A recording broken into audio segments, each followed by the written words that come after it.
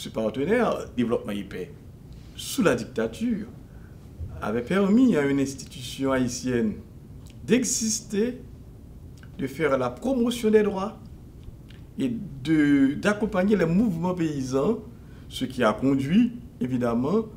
à la chute, ce qui a contribué à conduire à la chute de la dictature. Et par la suite, le partenariat entre ITK et Développement et Paix s'est poursuivi et a favorisé la mise en place, l'émergence d'une véritable société civile dans le pays. Aujourd'hui, cette société civile est affaiblie. Parce qu'une chose, c'est de favoriser son émergence, autre chose, c'est de pouvoir consolider cette société civile. C'est ce travail-là que nous sommes en train de faire avec Développement et Paix, et c'est ce travail-là qui va être affecté avec notamment la coupure des 2/3 du budget qui a été alloué à Développement et Paix dans le cadre de sa coopération avec l'ACDI. Maintenant, on nous dit que Haïti n'est pas affecté, et nous pensons, et nous savons de légitimes raisons de le penser, que demain, il va y avoir d'autres mesures,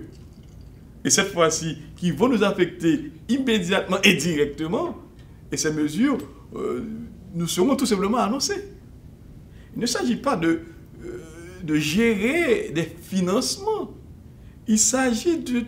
de processus de coopération qui a été établi au bout de plusieurs décennies, avec à la clé un ensemble de savoirs et de savoir-faire, une mémoire qui a été constituée. Ce processus nous a permis de travailler avec les groupes de base, de travailler avec les mouvements paysans, et en même temps de profiter aussi de l'expérience de Développement et Paix dans d'autres pays latino-américains, de profiter de l'expérience du travail de Développement et Paix avec d'autres mouvements paysans, de renforcer la solidarité internationale et en même temps d'aider les mouvements paysans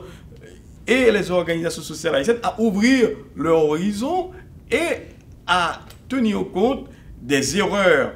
qui sont faites ailleurs afin de ne pas les répéter. Donc c'est toute cette mémoire-là qui est menacée. Donc il n'y a pas que les dommages financiers et matériels, il y a aussi cette autre forme de dommage immatériel que nous ne voyons pas et qui est menacée par ce virage, par cette nouvelle orientation adoptée par le gouvernement canadien.